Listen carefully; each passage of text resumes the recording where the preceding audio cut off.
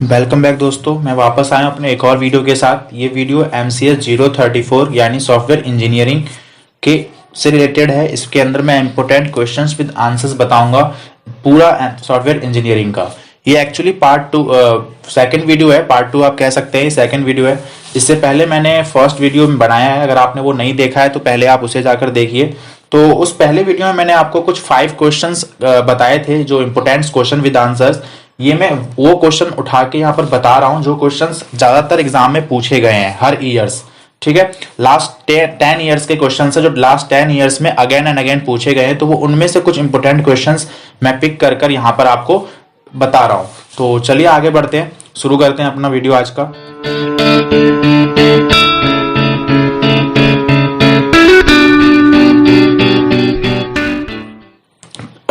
5 question हम already discuss कर चुके हैं, तो ये क्वेश्चन नंबर 6 से मैं यहाँ शुरू करने जा रहा हूँ। तो क्वेश्चन नंबर 6 है name of some web master and web tools, यानी कुछ वेब मास्टर और वेब टूल्स के नाम बताने हैं और उनके बारे में थोड़ा लिखना है आपने। ठीक है, तो जैसे Dreamweaver is a web development tool developed by Adobe Systems. Dreamweaver is a proprietary web development tool first created by Macromedia in 1997. Dreamweaver helps developers build websites and manage websites as well as mobile content. ठीक है, second है इंट्रावेब।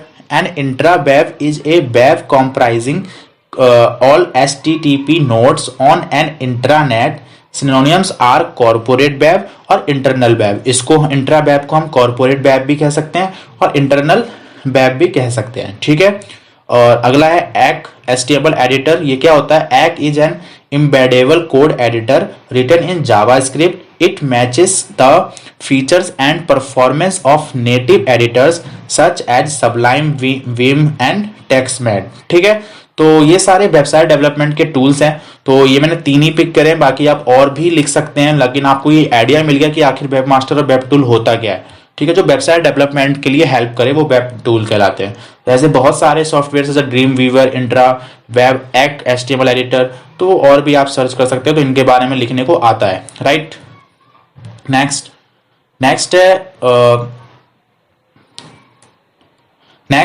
What is spiral model?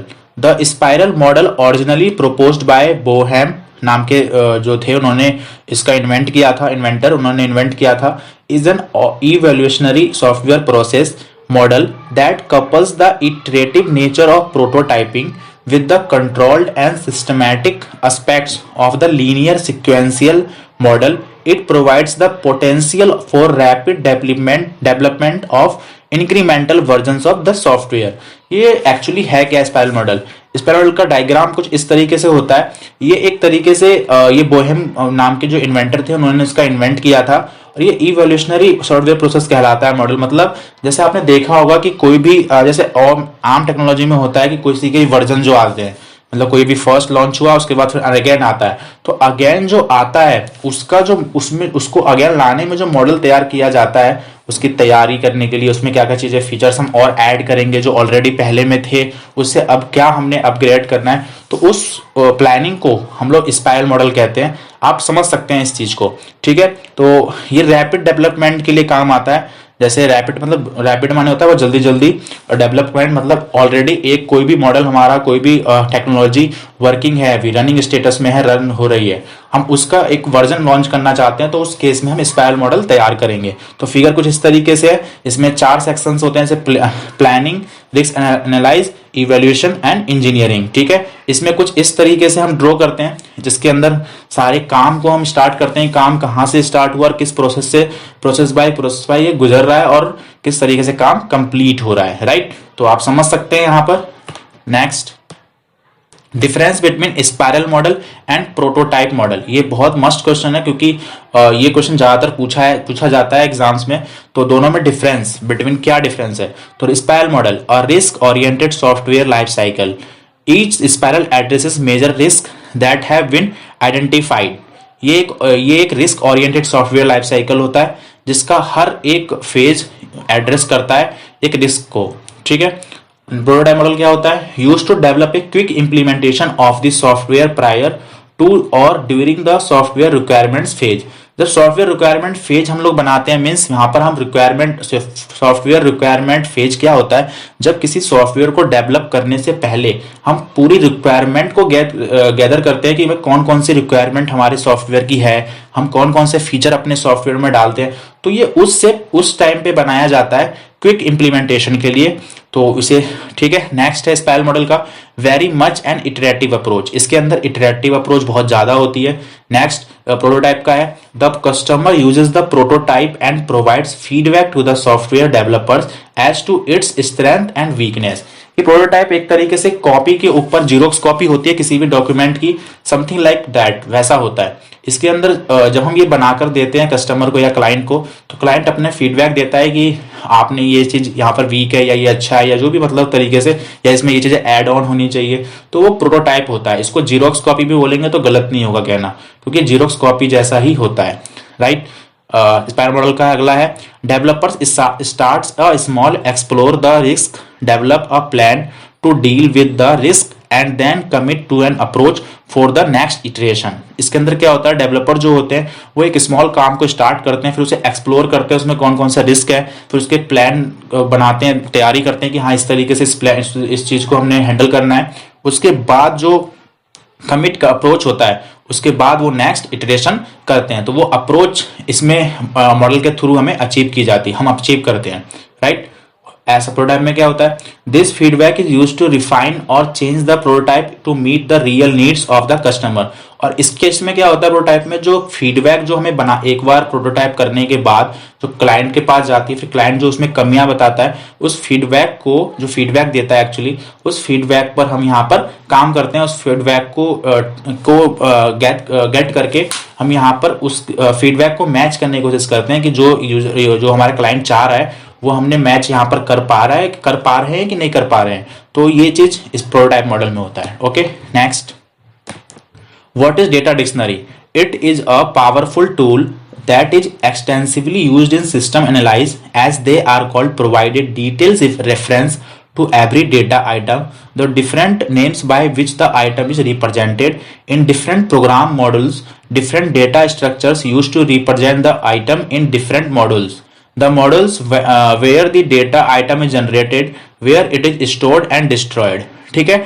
Data dictionary एक तरीके से क्या होता है, जो डेटा का डिक्शनरी पूरा डेटा को एक्सट्रीम डिफाइन करता है कि ये डेटा कौन सा है, ये डेटा किस कैटेगरी में आता है। कम्युनिकेशन डेटा में काम आता है कि कम्युनिकेशन अगर एक फेज से दूसरे फेज में डेटा कम्युनिकेट कर रहा है तो वहां पर किस हिसाब के डेटा होंगे, तो वो सारा कहाँ से आइडिया मिलता है, डेटा डिक्शनरी में। ठीक है। बाकी डेफिनेशन आप इस तरीके से लिख सकते हैं। यूज ऑफ डेटा डिक्शनरी कहाँ कहाँ होता है, मैनेज डिटेल, अगर हमें कोई पूरे प्रोजेक्ट की, पूरे सॉफ्टवेयर की हमें डिटेल्स मैनेज करनी है तो वहां पर यूज होता है। Communicate meaning, document system features, facilitate analyse, nature of transaction, output and report generation, files and databases. Okay, जैसे हमारी आम भाषा में वर्ड मीनिंग की डिक्शनरी होती है, सेम तरीके से in software development we have a data dictionary. ठीक है, ये बिल्कुल सेम एज उस डिक्शनरी की तरह होता है, जिसके अंदर उसके अंदर सारे वर्ड मीनिंग्स होती हैं, means alphabet A to Z, इस तरीके से कुछ जैसे हमने बचपन में पढ़ा था, अभी पढ़ते हैं। तो लेकिन डेटा डिक्शनरी जो होती है वो सॉफ्टवेयर की दुनिया में सॉफ्टवेयर से रिलेटेड होती है। इसके अंदर हम जैसे कि मैनेज डिटेल को मैनेज करने के लिए कौन सा डेटा वहां पर हमें मेंशन करना चाहिए, नाम या किस तरीके का डेटा आना चाहिए, तो ये सारी बातें जिसमें बताई जाती है वो डेटा डिक्शनरी होता है। ठीक है। इसमें 4 symbols use in data dictionary entries. इसमें 4 सिंबल्स यूज होते हैं। जैसे पहला वाला इसे कहते हैं इक्विवेलेंट टू, प्लस को कहते हैं एंड, और इसको कहते हैं ईदर और। ठीक है, इसे कहते हैं optional entry. Next, what is version control? Version control also known as revision control, इसको हम रिवीजन कंट्रोल भी कहते हैं, is the management of multiple versions of the same unit of information. It is most commonly used in engineering and software development to manage ongoing evolution of digital like source code, blueprints or electronic models and other critical information that may be worked on by a team of people। ठीक है। Version control तो हम जानते हैं, version control क्या होता है, जैसे किसी भी जो सॉफ्टवेयर के जो वर्जन्स नए नए आते हैं तो उसमें कंट्रोल कहलाता है वो, जैसे उसे कंट्रोल करना is called version controlling, right. तो जैसे कि इसको हम रिवीजन कंट्रोल भी कहते हैं, ये मैनेजमेंट है मल्टीपल वर्जन्स को सेम यूनिट ऑफ इंफॉर्मेशन, एक इंफॉर्मेशन की कई सारे वर्जन्स में होने का ये एक मैनेजमेंट है, आप ऐसा भी समझ सकते हैं। It is most commonly use in engineering, ये ज्यादातर इंजीनियरिंग में यूज होता है, ठीक है, और सॉफ्टवेयर डेवलपमेंट में। To manage ongoing evolution of digital like source code, blueprints और इलेक्ट्रॉनिक मॉडल्स, यानी जो अभी ऑन गोइंग इवोल्यूशन है डिजिटल लाइक सोर्स कोड में, हम चाहते हैं कुछ चेंजेस करना, हमारा कोई सॉफ्टवेयर ऑलरेडी रन हो रहा है, कोई वेबसाइट हमारी ऑलरेडी चल रही है, हम वेबसाइट में हेडर हमारा कुछ हम चाहते हैं इसमें कुछ बदलाव आना चाहिए, तो उसके सोर्स कोड में हमें चेंजेस करने पड़ेंगे। तो वो क्या है, वो वर्जन कंट्रोल का वो वर्जन, एक वर्जन आ जाएगा नया। अगर हम उससे हेडर में पहले कुछ और था, अब हम कुछ चेंजेस कर उसे नया दोबारा से ऑनलाइन कर रहे हैं, तो वो क्या है, उसका नया वर्जन है, ठीक है। तो ये टीम के द्वारा, टीम ऑफ पीपल की जो टीम होती है, लोगों की टीम होती है, उसके अंदर इसको इन्फॉर्मेशन को काम, मतलब इस पे काम किया जाता है वर्जन कंट्रोल पर, ठीक है, आप ऐसा समझ सकते हैं। Next, what are the characteristics of project management, यानी प्रोजेक्ट मैनेजमेंट के कैरेक्टरिस्टिक्स क्या क्या होते हैं। तो देखो, मोटिवेशन होता है प्रोजेक्ट मैनेजमेंट में, ऑर्गेनाइजेशन होती है, आइडियाज और innovation, problem solving, managerial identity, achievements, influences and team building, ठीक है। ये सारे क्या थे, कैरेक्टरिस्टिक्स थे किसके, प्रोजेक्ट मैनेजमेंट के। तो प्रोजेक्ट मैनेजमेंट के ये सारे कैरेक्टरिस्टिक्स थे, ओके, जैसे मोटिवेशन, ऑर्गेनाइजेशन, आइडियाज और innovation, problem solving, managerial identity, achievements, influence and team building, ठीक है। तो आपने इस वीडियो में देखा कि मैंने कुछ क्वेश्चंस आपको इस वीडियो में बताए, इससे प्रीवियस वीडियो में मैंने कुछ क्वेश्चंस आपसे डिस्कस किए थे, तो मैंने इस वीडियो में भी उसके आगे के कुछ क्वेश्चंस डिस्कस किए हैं। होप आपको वीडियो पसंद आया होगा। अगर आपको वीडियो पसंद आया तो इसे लाइक कीजिए, शेयर कीजिए। अगर आप चैनल पर नए हैं तो हमारे चैनल को सब्सक्राइब कीजिए, और मिलते हैं अपने नेक्स्ट वीडियो में कुछ और क्वेश्चंस के साथ। जब तक के लिए थैंक यू सो मच।